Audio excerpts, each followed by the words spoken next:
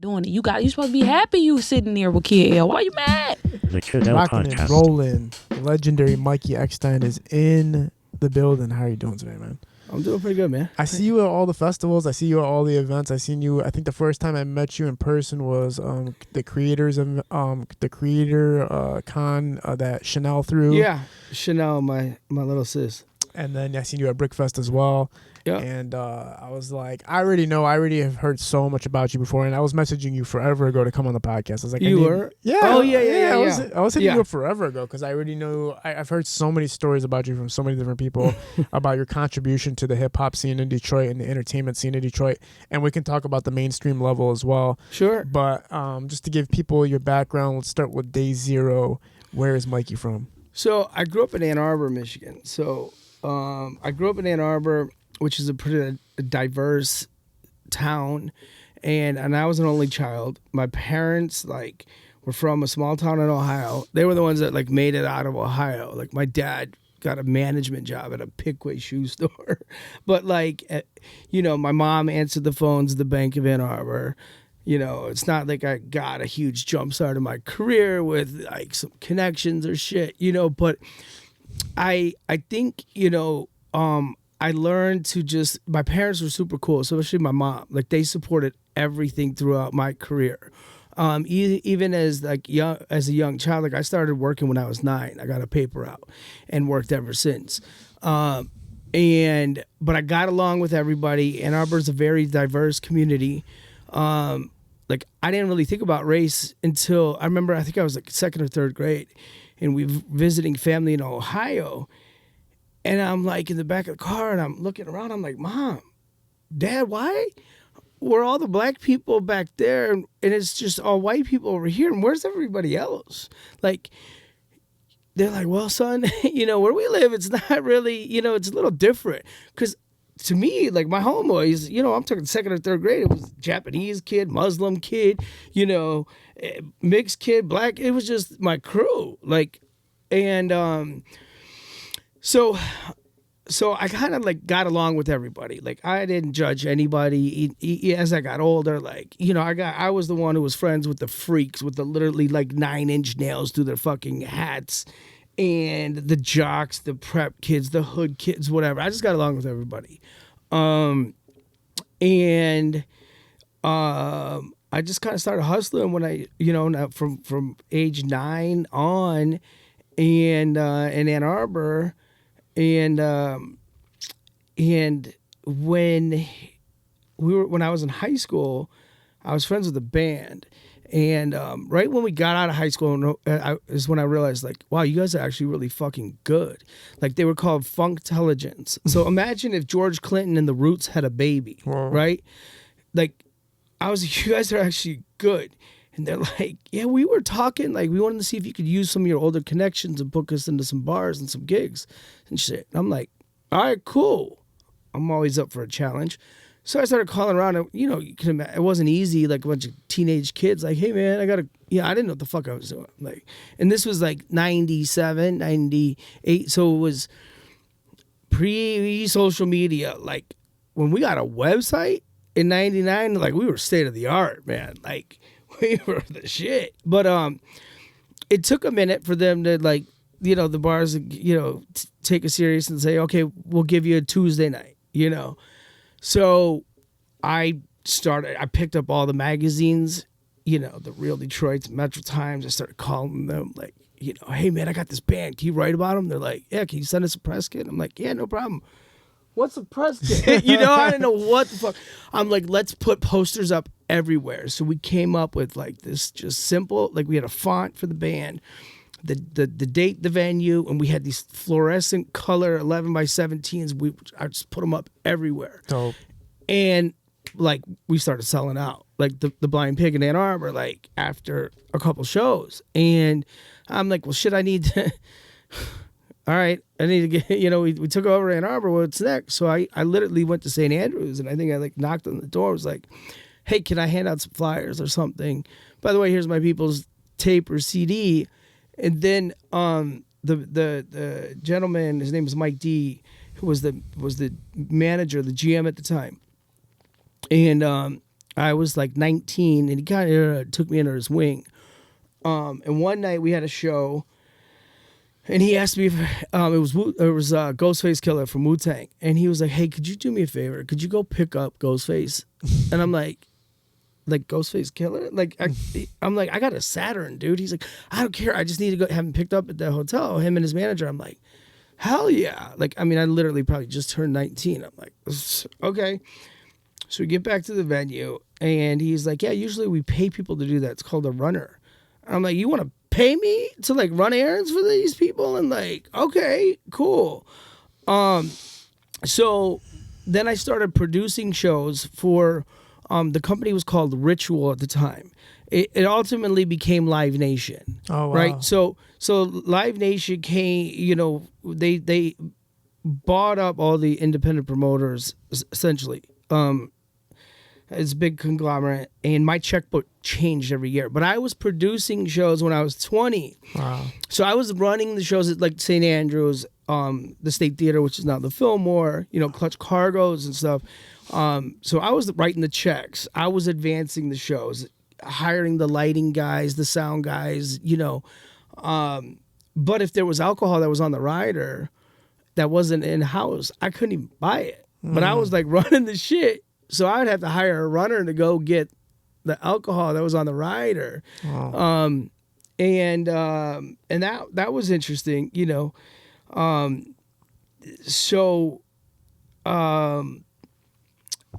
Somewhere, you know, I did that, and then I was also still a runner for some shows, like some bigger shows, you know, at, you know, the Pontiac Silverdome. I got fired for NSYNC because I was 2 minutes late picking up the production manager. NSYNC? Yeah, I was working in NSYNC at Comerica Park, and when you do a stadium show, it takes 7 days to load in, to load out. You know, to build that big of a stage, to build a big of a video wall, and to flip it, you know, it takes 7 days minimum to do a stadium show.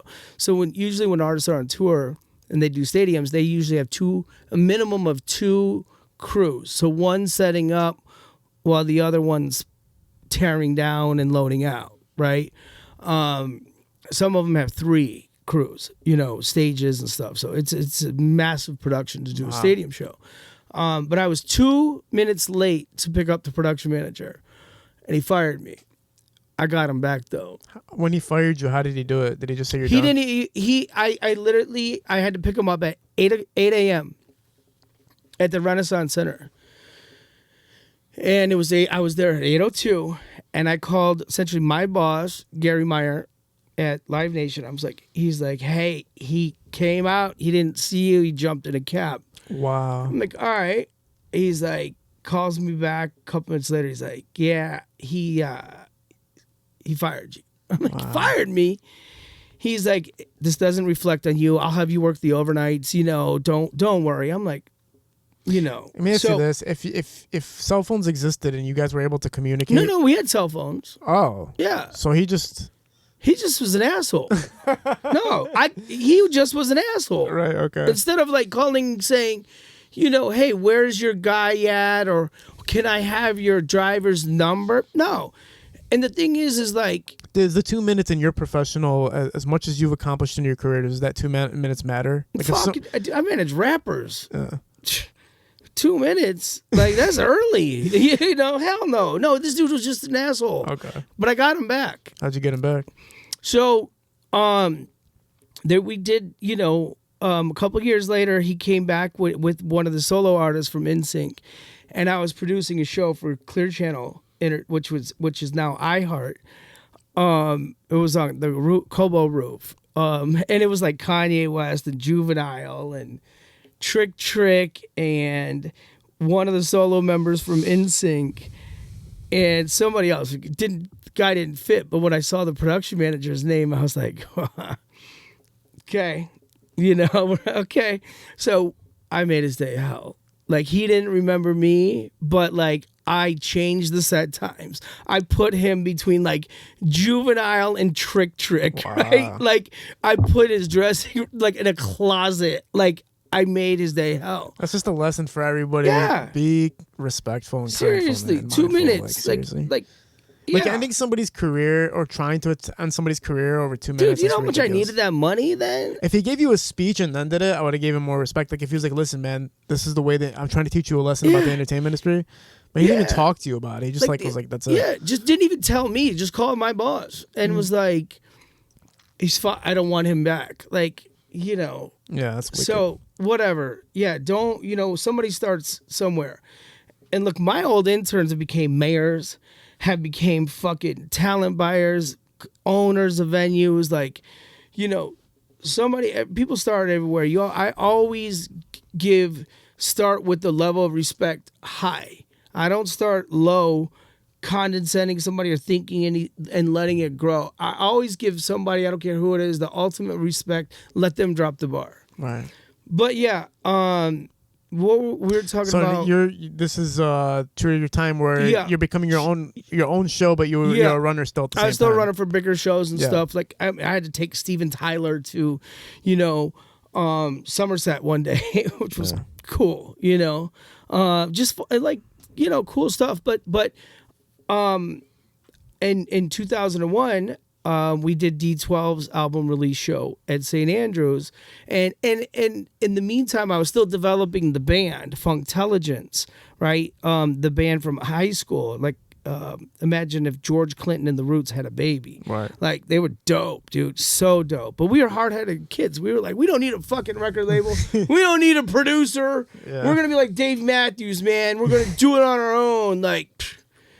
Wait, even they fucked up once they got somebody for Busted Stuff, because Busted Stuff was like literally the worst Dave Matthews Band album ever, and that's when they listen, Dave Matthews is doing just fine. No, it's my favorite band in the world. I'm just saying, once they actually picked somebody up, it was a terrible decision. Yeah, but if we would have had a producer and if we would have had a record label, God only knows. But whatever, we're all doing okay. So anyhow, at the same time, while I'm doing the stuff in Detroit, I'm still helping develop this band. Back then, like we would find other bands. I partnered with this woman who's just a couple years older than me. She ran a bar in Ypsilanti, and we partnered on managing the band together.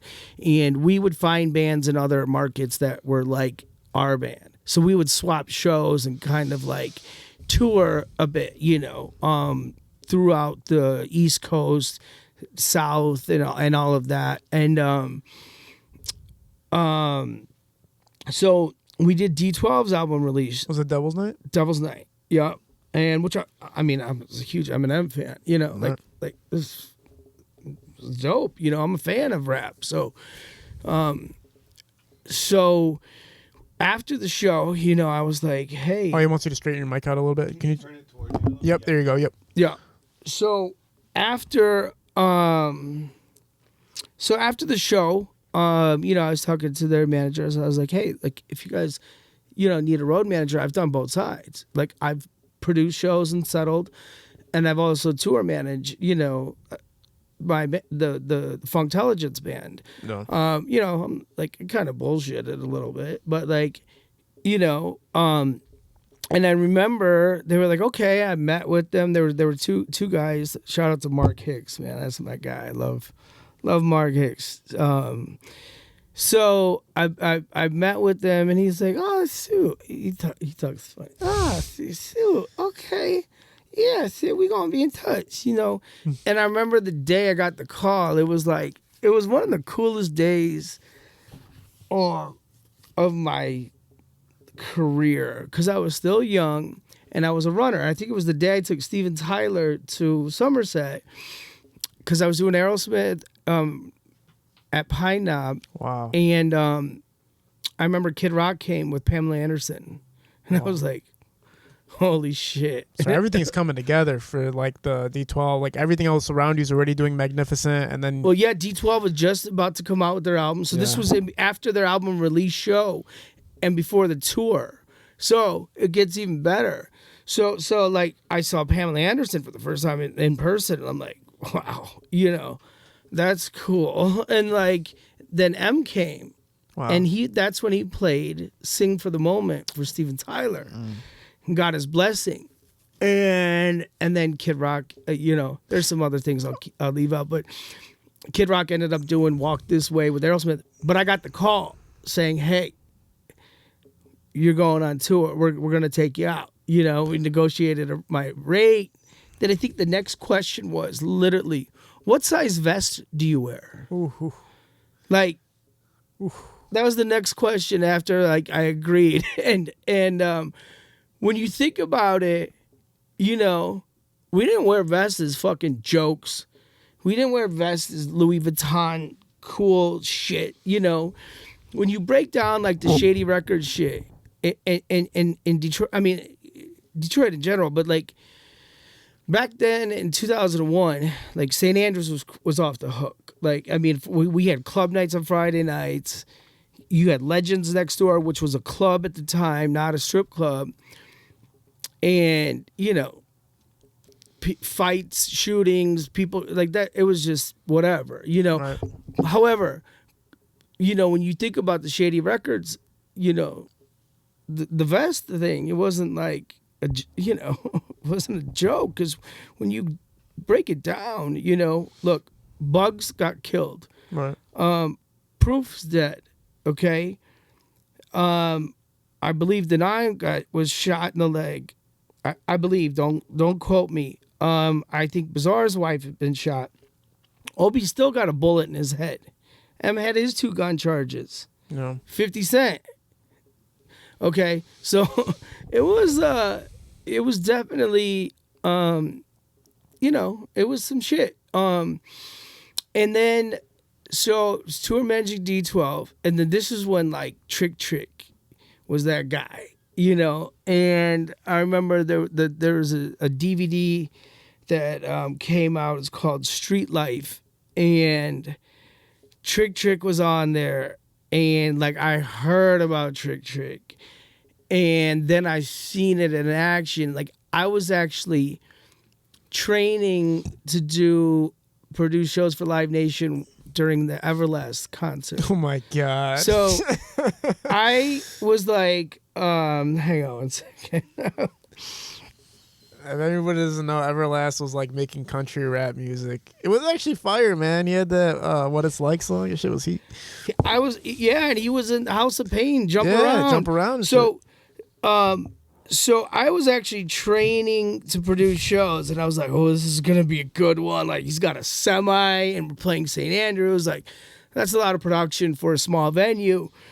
And I was an Everlast fan, and this was before I was D12's road manager, and I knew there was this, some shit talking between M and Everlast. However, had the diss tracks released at that point yet? Yeah, okay, yeah. So I was like, this is going to be interesting, but I didn't know what I know now, or I wasn't that like tapped in. I was still training to produce shows. And the crazy thing is before whoever came in, these goons came in and tore up the show. I heard it was Trick and them, but I don't know. I can't confirm or deny. But Everlast was talking shit. Like, hey, that little bitch Eminem, if somebody wants to tell me where his mom's house is, I'll tell her that her son's a punk bitch, blah, blah, blah. And if somebody's got something to say it. And like everybody in the crowd was kind of like, it was an Everlast crowd. It wasn't like a tough crowd or anything. And then he was like, I didn't think so. Let's get back to some good music. Well, not knowing, but there were a whole bunch of goons piling up outside. They had no idea what just had happened, but just the irony of the timing. I mean, maybe a minute later, it was like the front doors like just kicked open and football team with weapons. Like it was, wow. Like Everlast locked himself in the beer cooler. I mean, there were several hospital trips. Unfortunately, some of the staff, got in the way. So Everlast just thought he could go on stage and bash Eminem in Detroit. At St. Andrews. But it was funny because the semi truck driver, going back to I ran into him at the NSYNC show, and he was like, "Hey, Mikey, you remember me? I was doing the Everlast tour." I was like, "Oh yeah." He goes, "I'll tell you what, that boy Eric, he didn't say one more thing about that Slim Shady. Not one more thing. That whole tour. Not one more thing about him." But Eminem and Everlast, I think Be Real helped squash that. They did. I never found like the ending to that tale. Yeah, I don't know the exact how it transpired or whatever, but look, all I remember is that Hit 'Em Up track dropped by Eminem. Yeah. And he was literally like, if you see him, punch him, hit him, tell him he's a bitch. Yeah. Like, it was just like, he stopped rapping at one point and just told everybody, like, fuck this guy up if you see him. And then Everlast's response was just garbage, like hot garbage. Did he even respond? Yeah, he had a song. Oh, he did? Yeah, it was fucking trash. But I never knew the conclusion to it. I was like, are they still not cool? I know Be Real had something to do with helping that. So what was your error in that night? Like, did you because you put him on there, or like did you? No, for the Everlast show. Yeah, like no. So like Ritual was the company that I worked for then that ultimately became Live Nation. So I was training how to produce the shows, to settle the shows, and all of that. Yes. I was just there. Okay. I didn't book him or anything. I didn't even know like I didn't even know Trick then. Yeah. Then I started, hearing about Trick. Then going back to what I was saying, the Street Life DVD came out, and there's a video of Trick versus Trick Daddy. Like Google that. Yep. Allegedly, Trick breaks it down. Trick Daddy's people try to set him up in Miami.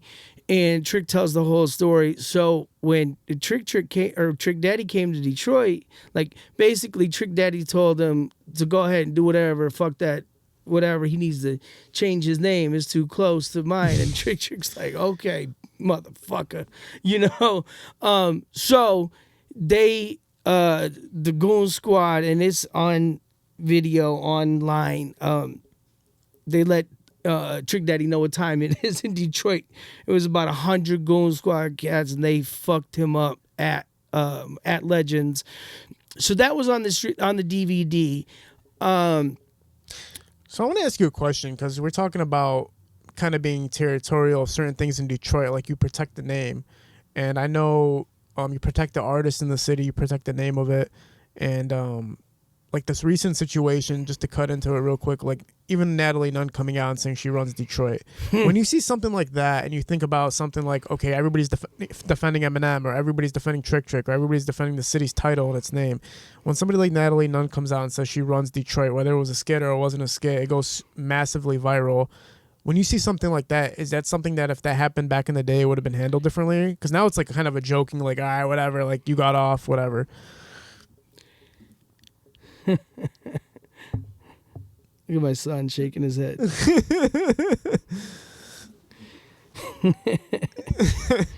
Let's just say things still get handled. Okay, right. And it wasn't taken lightly, and yeah.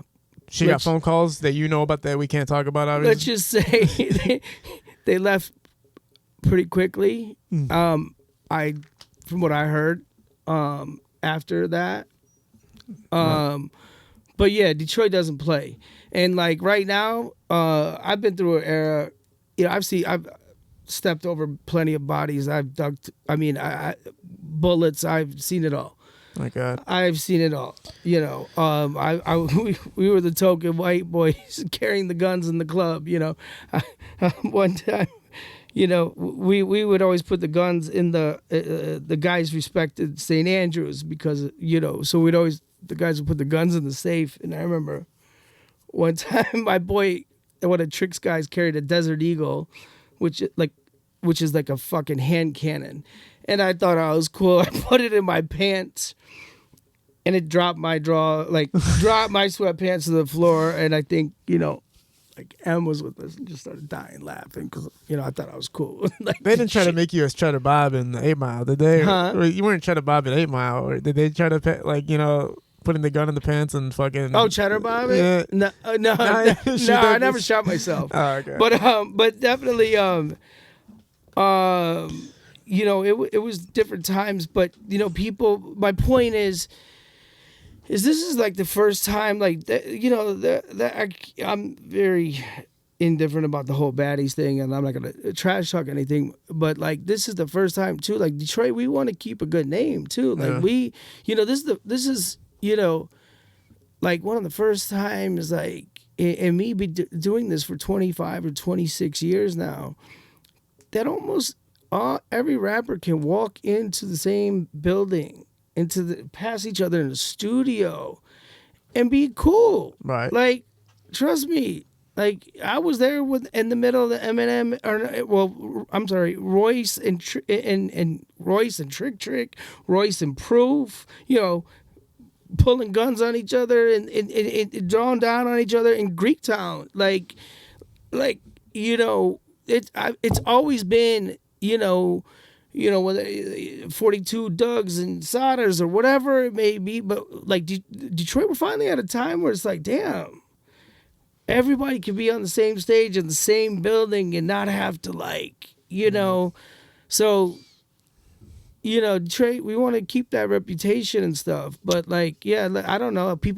I'll tell you what, behind the scenes, people were not taking kindly to somebody running. Trick made and before he didn't even know who Natalie Nunn was. He just saw it and he said, ma'am, he said, Mayor Mike Duggan and Chief James White run Detroit. And he said, I don't know. I didn't understand why it was going so viral. I just saw some lady talking about she ran Detroit. I didn't know she wasn't even from Detroit. It went viral because Detroit was like, no, fuck this shit. Exactly. Like, they were like, that's it. Nobody's going to keep saying shit and just walking away. Yeah. You know what I mean? So what people don't realize when they do shit like that is your bookings just got killed for the rest of the year until people forget about it. Everybody that smoke and the people that are running those shows and everything, it's like you just killed your fucking money from Detroit because you wanted to say something stupid that if you think it's a skit, you think it's a skit, but now you're not going to get booked because nobody wants to see it. Well, yeah, you know what? You go viral and international and national, and they're making a bunch of money and stuff. But Detroit don't play that. Yeah. And I'm gonna say, from every level. For sure. Let's rewind back. We're still talking about. I want to kind of go through the Eminem saga with you a little bit, man. Obviously, Eminem is the most notable rapper that's ever come from the city of Detroit, and your experiences with him as well as the crew during your time working with them. What was like the spanage of the years that you worked and just some experiences with the cats? Yeah, so I mean, I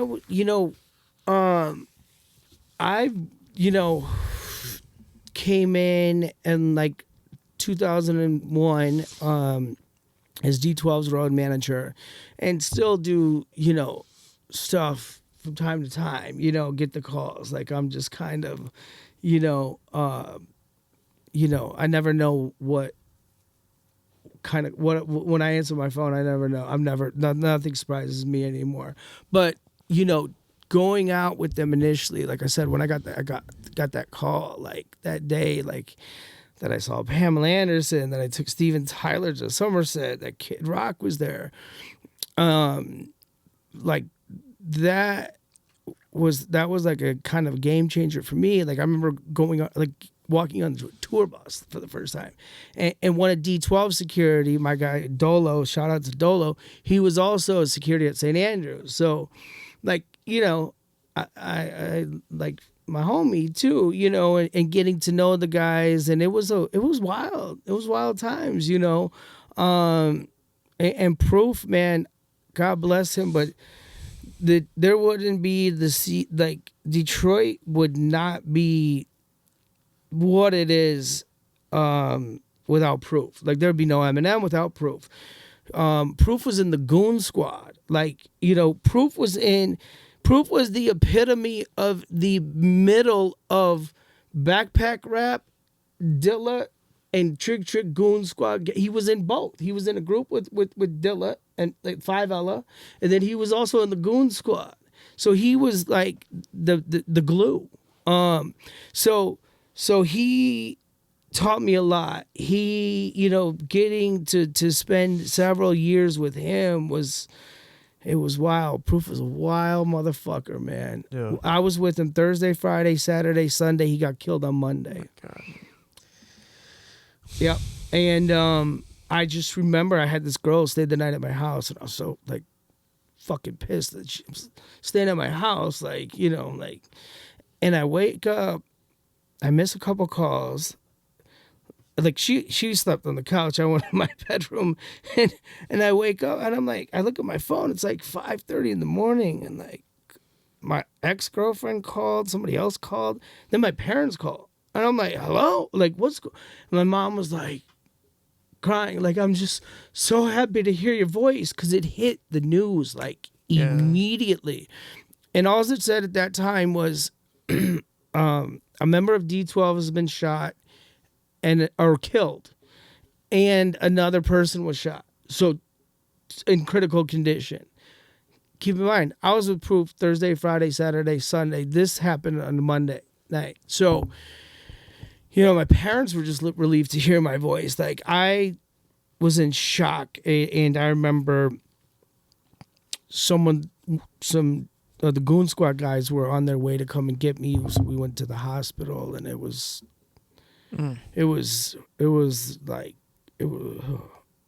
horrible. No. Like, seeing my friend, my mentor, my client, my art, just like, oh man. Was he still alive in the hospital? No. Oh, he was. Okay. No. Yeah. It was like deja vu to the Eminem video. Toy Soldiers. Toy Soldiers, yeah. Except for, yeah, man, he just was cleaned up. But like, It's terrible. I mean, he was. What was your memories with him? How many days you got? I got stories. The ones that punch in your mind immediately when you think about every night I went out with him was fucking crazy. It was crazy. Yeah. I mean, he was so Proof one minute, and then Dirty Harry the next minute, and there was no buffer in between. He went from, like, I'll tell a funny story. I lived downtown Detroit 20 years ago. Okay. I lived 3 blocks north of Comerica Park, at John R. and Adelaide. There's an 8-story building, and right now it's a block off of Woodward, where Little Caesars, like, the building's still there. But me and my boy Kenny, like, not a lot of people lived downtown 20 years ago, let alone white people. Okay, there were not many white people at all living downtown Detroit. And imagine 2 young white guys that we lived at the top floor of this building. But I'd managed Trick Chicken then. So we had the D12 guys. I had a couple of M security living with us from time to time. Like, OB, D12, like, Kid Rock would be over. Like, you would never, like, it was just, because nobody, first of all, like I said, nobody lived downtown. So after our spot was the hangout, we were 2 single guys. I don't know, what was the question? What was I going? We're talking about your experiences with Proof, like one of the most notable times. So I lived at this place, and I remember going to. I remember I went to sleep one night, and we had a couple girls over. Me and Proof were like banging the same girl or whatever. Like, I mean, it wasn't even like it wasn't even like, I don't know. Not at the same time, right? No, not at the same time. But I get, but my point of the story is Okay.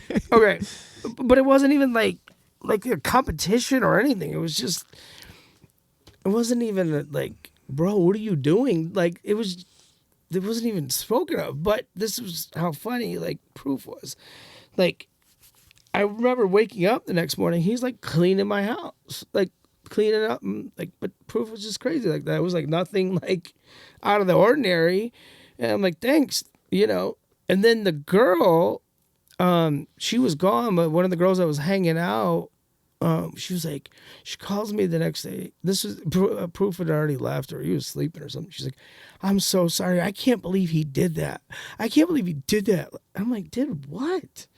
What are you talking about? She was like, I can't believe he did that to your house, to your crib. I'm like, did what? She was like, I guess while I was sleeping, he's like fucking my shit up, like throwing eggs, taking like the Hershey sauce, like squirting it all over. Like, why are you fucking Mikey? And making a big deal in front of her. But then, like when she leaves, he cleans it up. Like nothing ever happened, but was just making a statement to her. But like, wow, I don't know. I mean, I don't know. There's so many just funny that's insane stories. So you got a little bit like not jealous, but kind of like territorial. Just was wild. Like what? Like just crazy. And I remember, one night I had a meeting in the morning, and my boy Bossy, who's Goon Squad. He's a big boy. Like he does security for Kid Rock, and he was an OG Goon Squad cat. I mean, I'm talking about like 480 pounds, 6'2", big boy. And Proof was at the crib with some of our guys, and like he was playing chess with somebody. And there was another known artist who was in 8 Mile. I'm not going to say any names or anything. And I don't want anybody to start thinking, oh, it's this. Just somebody was known. I said, Bossy, hold it down. I'm going to crash. I got to get up early. Right as my head was about to hit the pillow, I was like, Bossy, no, dump. And this dude got knocked the fuck out. He was trying to get Proof's attention, and Proof was not paying attention to him and was focused on his chess game, and this dude just cleared the chessboard. Oh no. And Bossy is a big boy, and I remember he was sitting on the ledge, and they said he just lunged like with his foot in full force. And dude just like went flying. Like Jesus, man. It was the most sophisticated like board game in history, and somebody's getting that's the first ass beating during a chess match ever, right? It has to be. Yeah. Like, who gets their ass beat while watching somebody play chess? But it's like, why are you bugging Proof right now? Why are you trying to get his attention while he's trying to play chess? But this Dirty Harry aspect of him, it's like it was needed, right? Because unless you wield have the sword in your hand while you're trying to make these changes and things happen, nobody's gonna take you seriously. You can't be like a peaceful. Oh yeah. No, he had to be. He kept it 100, kept it real. But he's also the only person, like, M's a bit of an introvert, like, to be a white dude coming up in Detroit. And for Proof to like, come on, man, like take him under his wing. Like, you got this, dog. You can fucking rap. Like, Proof was a very, very cultured, very, like, he was like a hippie gangster. Like, but he wasn't even, I didn't know Proof before D12, but like, from what I understand, like Proof didn't drink or smoke or anything until like the age of 25 or something like that. So it kind of off balanced him. I don't know, I don't know what, I don't know if it was the fame, if it was like. Well, I read Eminem's book where he said that he didn't start actually doing drugs until he started touring, basically. Like Proof? No, Eminem. So it's like even he was like, it sounds like they were talking about it maybe, but they didn't really indulge until the fame and the celebrity shit came. Did you get to spend time with Eminem? Did you get to like? Yeah, I've spent plenty of time with him. He's just, he's a shy guy. I mean, once he's comfortable with somebody, he's him. But like, his camp, he keeps his camp very tight, very small. But I mean, he is a rap fan through thick and thin, and like, he's a genius. Proof was the wild one, and then I think like maybe it had to do with Proof and with M, like they were just so focused on paying rent that month and rapping. Like, you know, they didn't. I don't think they had the luxury of like extra money to get drugs. I don't know. I wonder, like, you know, people always talk about Eminem. Obviously, Eminem is my favorite rapper of all time. Before anybody like thinks I'm taking a certain angle at him, but it is something that I always thought if I ever did talk to Eminem, if I ever did have the chance, I would always be like, Detroit has a concern with the fact that, well, not the fact, but they have a concern with how massive you are, and that the hip hop scene and the entertainment scene just wants some notice from you. Like the Detroit scene wants the notice from you, and obviously people like Ice War Vezo has mentioned it before. It's like we just want to know you know what's going on. Like, do you know what's up?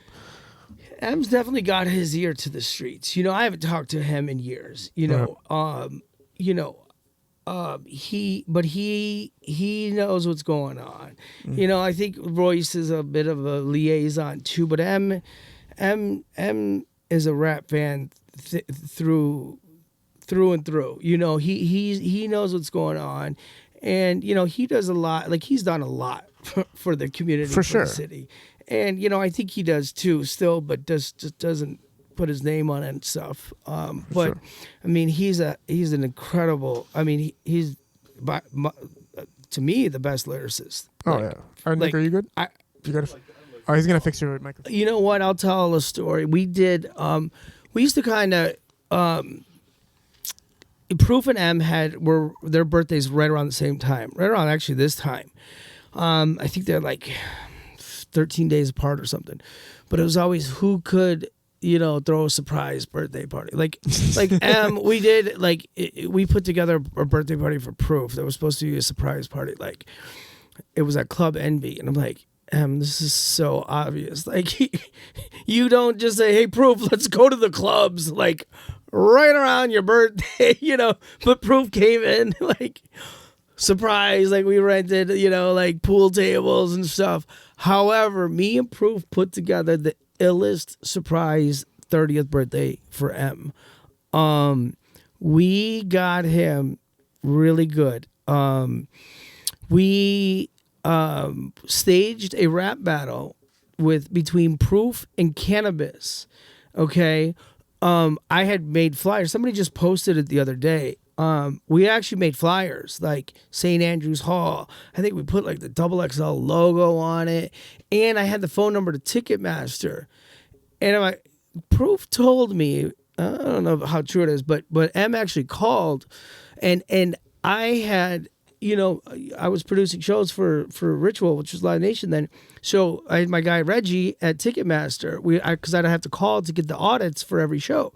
So I called him and I said, put this in the system, because we always had an event code, EA, whatever it was, SA for St. Andrews. And I said, just can you put it in? It's sold out, like no tickets available. Because this was before you could buy tickets on your phone and shit. Like, we had I had somebody make like 30 flyers, and I actually and we left some at the studio, and we had this dude, so we had like probably 300 or 400 people there. Like we had Big Daddy Kane came out and performed. Wow. Like Biz Marquee. Like, we put this together with his management, like his booking agent Kara came out. Like, we had some girls, and it was a fun event, but we had this guy that looked just like, so getting M there, right? It was a production because he came with security. You know, M still wears a hoodie, you know, wherever he goes. So he came in with this big bubble down jacket, and we had a guy that looked just like Cannabis, and I was on stage left, and the door was stage right where Proof and M and them came in. And I'm actually standing by this guy that looks like Cannabis, like, you know, he's acting like he's about to battle, and I'm looking at him like, you know, like, fuck this dude, you know? M had his hoodie on, and the Proof came out, was like, yo, what's up, Detroit? Yo, thanks for coming out, man. You know, blah, blah, blah. Before I tear this motherfucker up, I gotta give it up to my one, my only, my dog for life. Give it up for my boy Eminem. And he came out like, and then like we dropped the banner, and he died. He came over and like punched me and punched my partner. I was like, you fuckers. Like, That was Brilliant. that was fun. Brilliant. That was a fun time. Man. But yeah, like M. I mean, like he, but he was very like he got comfortable when he was out with Trick. Let me just say, I'm not gonna say too much, but he was very comfortable with himself and when Trick and the guys were out. But he for the most part he was real chill. Yeah. He wasn't a big social guy. And he's such a good father. And what do you think? Going through his custody and stuff. Like once his daughter started to,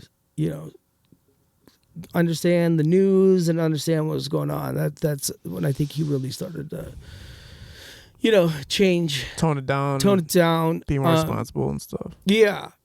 But the thing is like with Rock and like Kid Rock's great friend of mine. Like but they're so opposite now. Like with politics divided a lot of people, especially after 2016. But like Rock and M, like I like to say, like they came up at the same time, as far as like hitting it huge, but they kind of passed each other. But what I mean is passing each other, like M was trying to get on the other side of 8 Mile. Rock was trying to get to the other side of 8 Mile to be into the hood, into the scene, into the culture, right? Like M just wanted to get the fuck out of it. Like Rock grew up a huge fan of hip hop, a huge fan of music, but he grew up, 32 Mile or wherever, but he loved the culture, but people didn't get that back in the mid and in late 80s for a white kid to love rap and all of that. Like that was like right. I have a lot of friends in the NBA and they're like trying to be rappers, and then the rapper friends I have are trying to be basketball players, and it's kind of like that weird dynamic where it's like even though it's a little bit different of an analogy, it's interesting to see people trying to cross. Like the reason it's weird with the Detroit thing is because people are literally trying to escape because it's the environment. Some people are trying to escape because of the environment, so it's weird to kind of want to infiltrate it. Yeah, but you appreciate the sounds and the entertainment value it brings at the same time, right? Yeah, for sure. Like Rock loved the culture, and Rock was a DJ, and like, but it was kind of like, I'm not him. I can't, but I speak for him. But I think like it just wasn't accepted, in Romeo, Michigan, or where to be a white rapper, to be a fan of like rap, and his parents they were well off, like, but he wanted to get in to the scene and that's what he loved and his passion. And M, I think, just wanted to get money and get out, with the instability that his upbringing had. So like that's how I mean them crossing. But they didn't work. They never worked together, right? Yeah. Oh, they did? Well, yeah. I mean, they've got Trick's got a song with them. I think it's Proof. Kid Rock, Esham, Trick, and Eminem. Well, that must be old. From the D. That must be old because Esham and Eminem on a track together is fucking. Yeah. Unless he like told them to do features and well, like, Trick put it together. Oh, so it wasn't like they worked together. It was like but Eminem is on a song called "Fuck Off" on "Devil Without a Cause" on Rock's first album. Oh, okay, cool. So they have worked together. That's dope. Yeah. Oh, yeah. They've had respect for each other for sure. I just think I don't know, but I know just from even the outside looking in, the politics, Rock's definitely one side. I think M is on the on another side. But I the respect that they had for each other, has been there. And as we all get older, that's what me and Trick like, Trick does a lot of behind the scenes, like helping the younger kids solve shit. Yeah. Like I talk to my kids, like, man, all this shit is dumb. Like the shit that we're beefing over, Like I remember ICP was on Eminem station. You know, it's like, you know, we get older, they put all that stuff behind us, you know. Yeah. And the funny thing is too with rap crews, like you know, once we're as an artist, like I'm speaking as if I was an artist. Like once we get on, like we start making money, like we got the whole we're deep as hell, you know. Like, but you can make the argument that some of the beefs and some of the squirrels or whatever have boosted careers too. You know what I'm saying? Yeah. Because Eminem's notorious for like, you know, destroying people's careers with his lyricism and actions and stuff. But it also helps perpetuate some people's careers at the same time. Like fucking MGK, like what the fuck was that? Like, you know what I'm saying? Like, I know. Well, yeah. I mean, MGK selling out arenas now. That's what I'm saying. You know, look, me and Helava just had this conversation the other night about that, about beef, about helping careers, and I remember this was 20 years ago, more than that. The first time that I realized that I ever heard of that helping somebody's career. And it was one of, I'm not going to say names, but one of the Wu-Tang Clan's managers, who's a friend of mine. He asked me if I could talk to Em and Paul and see if Marshall could diss this kid. He's like, I got this white boy from Staten Island.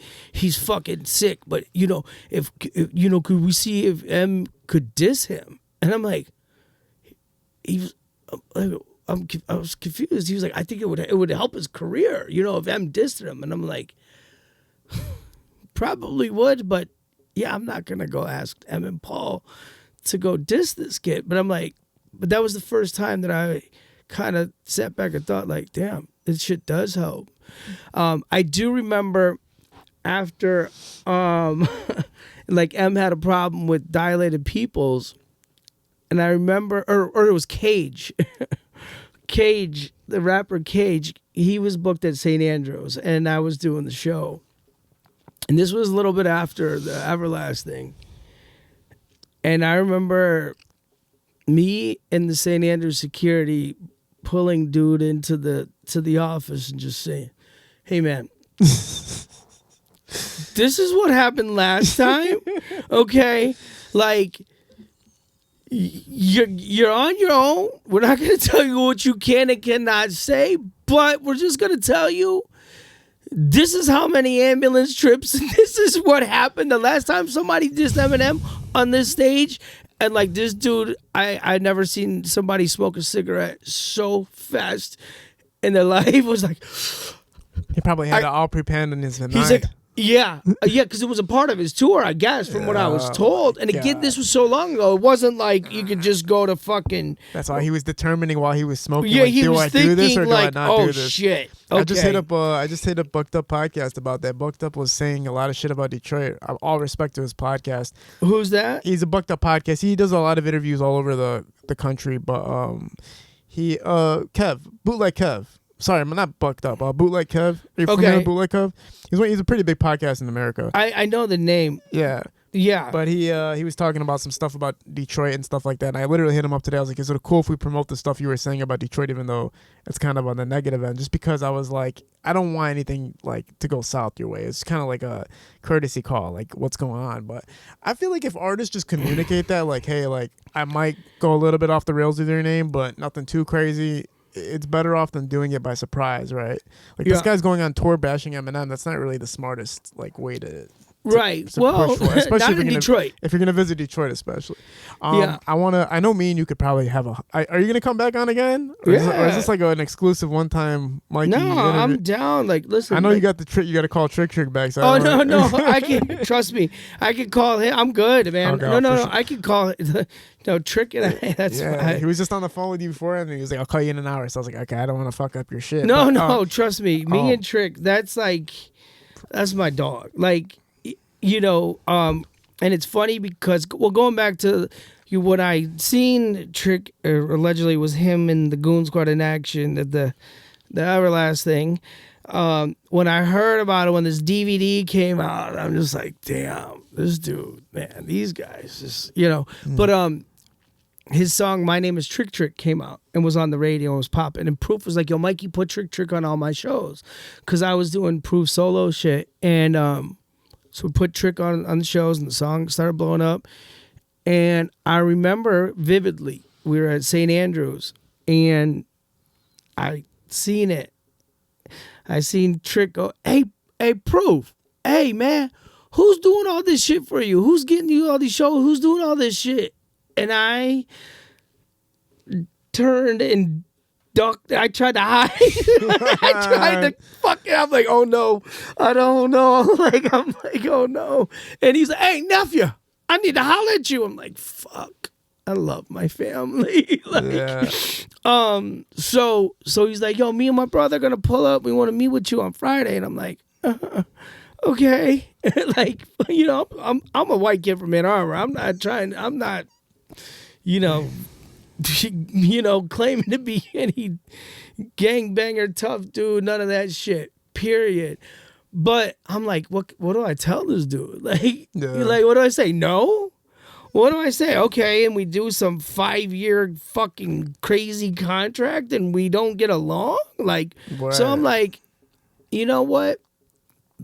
We agreed on a management commission, right? Wow. And I said, let's just give it 3 months and see how it goes. I think we're approaching year 24 now. Jesus, man. And I mean, he's literally Uncle Trick Trick to my kids. Like my 13-year-old son is produce his radio show. Well, to the city, man, the guy. It's just, literally, he's like, the guy. Yeah, he's the that. Guy. No, yeah, and him and I work so great together because we have that great balance, right? Of me, I don't know, whatever you want to call it, white, suburban. That's not even the cliche, but we have a great balance, right? Like we talk to each other like about shit he doesn't understand. I talk to him about shit I don't understand, and we have this happy medium of like him and I can. We had a conversation earlier today with I think we would say like 3 or 4 words and be like, "Yup, you already know." Right. Yeah, like we don't even have to not even see each other, but just he's like, "Yup." Were you involved in Welcome to Detroit? Like, were you? Yup. So you were there before it went off, or? I was there. I mean, I was at the video shoot. The funny story is, my son's laughing over there. All right, here's a funny story. Let me hit this breeze real quick.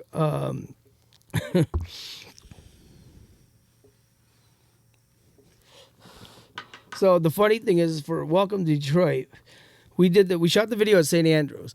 And I remember ICP had something later on that day, so we were trying to not overlap it. But when Marshall, he came in, did his thing, and left. But with Trick Trick, we stayed later, shot in the alley, shot around, and ICP did their thing. And I'll get back to the funny part of the story in a second. But I do remember one of the Juggalo kids coming out, and on the porch, it stood on the porch of St. Andrews. I don't know if the show was just getting out. It was one of the first kids. He was like, "Fuck Eminem!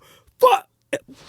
Oh. He got knocked the fuck out real quick. Oh, my God. But I think that was one of the chants that the ICP fans, but oh, my God. It was one of the Goon Squad guys. It was comical because it was "fuck Eminem, fuck."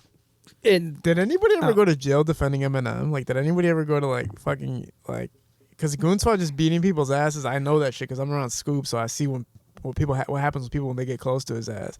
But did anybody ever I don't know. Did anybody ever go to jail for defending the squad or anything? Because it's like you're beating people's asses, man. Like, real shit's real. This shit's not just like a joke. Or yeah, I have so many Sada stories where people got too close to him, and I was like, "Holy fuck, we got to get out of here immediately!" This is insane. Yeah, I'm used to that shit. When you and Trick Trick are taking over, Welcome to Detroit is obviously the breakout for Trick Trick, right? Right. So what was your role in devising the plan to market it and get it out there? So we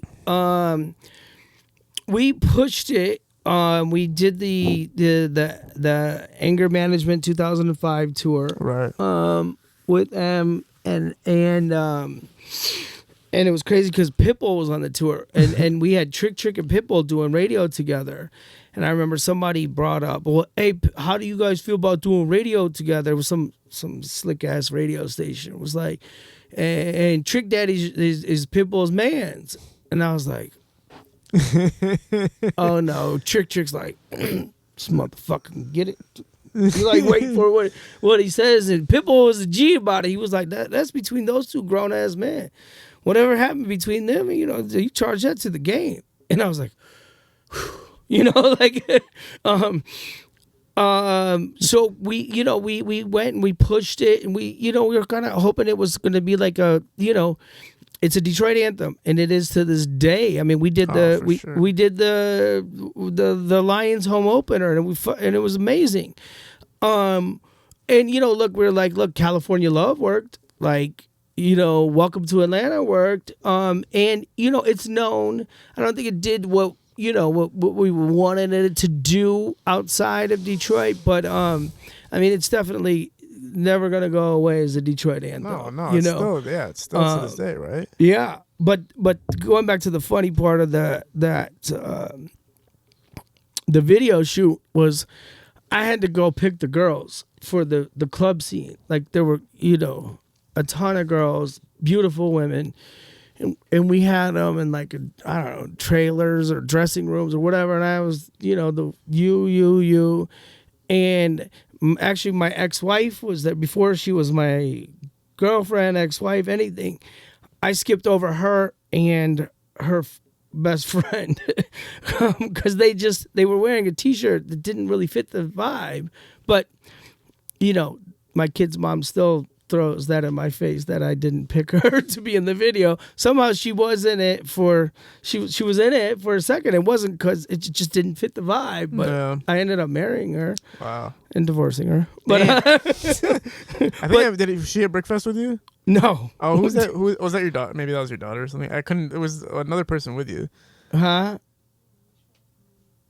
No. Wait, who was with me at Brickfest? I must be tripping. I thought there was somebody. No, there was. Emily. Was it a white girl? Yeah. But no. Oh, okay. Definitely not my wife. Oh, okay. Or I don't have a girlfriend or a wife or anything. Oh, but damn. but no. Single entertainment scene. Shit. Yeah, and actually my kid, he's mixed. He just doesn't look it. Oh, okay. My ex-wife is black, white, and Puerto Rican. Oh, shit. My son got the fairer side for sure. My daughter definitely got the darker side. So you don't pick her, and then what happens at the shoot? Is that just like? She just throws that in my face every few years. Yeah.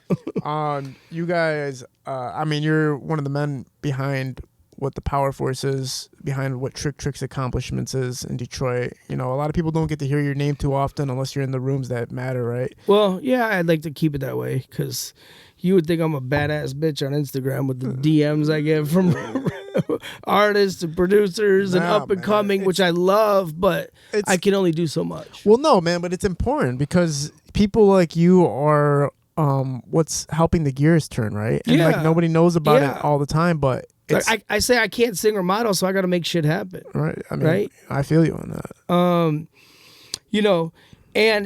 I haven't managed an artist in a long time. I started managing Pretty Brayah.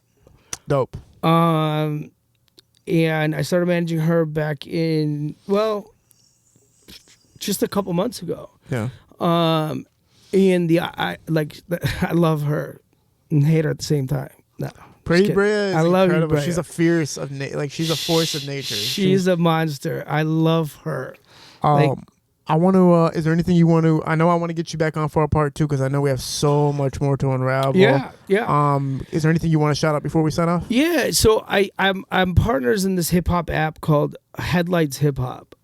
It's a competition app for artists. It took me a while to get involved with it because again, every day I get people pitch shit to me, but it's really cool. Like it's a competition art platform for rappers, and we're in different markets, and it goes by season. So each week there's a competition in each market. The winner, and it's all fan. You vote from your fans or fans of hip hop. So it's not, you can't buy likes, you can't buy views. We get the real data, and then the winner each week of that market gets the cash prize. Dope. Then they compete for the national prize. Last season, the winner got a track produced by Helava. They got a music video. They got a bunch of cash. So we're growing that, and then going back to the cliche of what you're saying is every artist wants to be a sports player and every sports player wants to be an artist. We're going to introduce teams. Dope. So we're going to only have 30 rap teams. And we're at the beginning stages of that, but that's going to be cool. And that's fun, and it's something that I'm passionate about, between that and helping Brayah. Like that girl's, she's talented. She's beautiful. Sure. I've had her on here a few times. She's amazing. The girl can rap. Yeah. And actually, I think the girl that I was with at the Brick Fest, when I first met her, I'll tell the quick story about Brayah. Yeah. So I haven't wanted to manage an artist in a long time, and she's the first artist that I've managed in 7 years, like a new client or wanted to. So my old intern actually books the L Club now. Like he runs the L Club. And he called me about a year and a half ago and was like, "Hey man, do you know this girl Pretty Brayah?" I'm like, "Nah." He's like, "Well, you follow her and she follows you." And I'm like, okay, that he's like, "Well, anyhow, she was even out with like Cash Doll's friend or whatever, and they did some songs, and like she's kind of blowing up, and I booked her first headlining show, and she's selling some tickets, and her work ethic's crazy." And I was like, "Oh, okay, cool," but I don't know her. But that's when she first got on my radar. Then I ran into her at one of Mary Sheffield's events, one of the Occupy the Corners last year, and I had a conversation with her. I was like, "Yeah," I was like, "Okay, she's definitely Detroit, but she's got her head on her shoulders, not like some, ignorant chick, right? Like, okay." And then my homegirl was like, "Oh my God, I can't stop staring at her. She's so fucking hot. I can't stop staring at her." I'm like, yeah. So I sent her to a couple of my label, and then I looked her up, and I'm like, damn, this bitch can fucking rap. Oh, like, for holy sure. shit. Yeah. Okay, this girl's got it. So just on GP, I sent her stuff to a few of my label friends. Okay. Like I had no invested interest, but like, give credit due where credit's due. And of course, nothing happened, but I didn't push it because, again, I didn't have any skin in the game. But then, she signed a deal with Empire or whatever. And that's when I was like, man, fuck that. Like, I've done that so many times where I've sent shit to labels and then, Jelly Roll. I mean, I can go on and on with several artists. Like, I had an A&R. We spent a whole weekend with Jelly Roll in Nashville. But like, I was like, man, I'm not going to let that happen again. I know I've been around long enough. I know my instinct. So I had a podcast. I have a podcast on iHeartRadio, which we're going to kind of just in a little hiatus. But I had hit Brayah up on February 1st and said, "Hey, do you want to come on as our guest and our music and our artist? It's iHeart, it's blah, blah, blah." Nothing. And then she had there's a contact for management, and I hit them up, nothing. And I was just like, okay, whatever. This bitch is Hollywood now. Like, all right. So ironically, fast forward to February 18th, or not February 18th, July 18th. I'm watching CBS News, and there's Pretty Brayah. Wow. And she was doing the Riverfest, and I was like, oh shit, Pretty Brayah. And I had Uncle Luke on the fest, and I'd do some stuff with Uncle Luke, and 3 hours after I saw that, just out of the blue, I get a DM from Pretty Brayah, responding from my February 1st text about asking her to come on her podcast. She was like, "I'm sorry, somebody else was running my shit, She was like, "If you need anything, just hit me up." And I was like, "Hey, okay, who's managing you?" She's like, "Nobody. I'm looking for management." I'm like, "All right, what time do you go on the river? And do you want to get brunch on Sunday?" She's like, 6:30, and yes, and I'm going to hold you to it. So we went to brunch. We were there for like 3.5 hours, and and here we are, and Yeah. we're doing some fun stuff, and I can't wait to Well, yeah, she's in your hands, man. I'm excited to see it. It's always interesting to me to watch a landscape of an artist, especially when they pick up like a veteran management system and somebody who's been through the game, the expertise that you have. It's going to be like really awesome to watch because I watched her you, and now we're going to watch the development of you guys together. And for me, it's fun to for sure to do that again. I really appreciate you being a part of this, man. Definitely part 2 and a part 3 have to come because I know we just unraveled probably 1% of what the story is. Yeah. But we unfortunately the studio time is hourly and everything like that. Yeah, for sure. But, Well, thank you for having me, man. Of course, man. Legendary having you. Appreciate you doing this. We're at Parallel Sound Studio, High Low Visuals, Shootings Productions. We're out. Peace.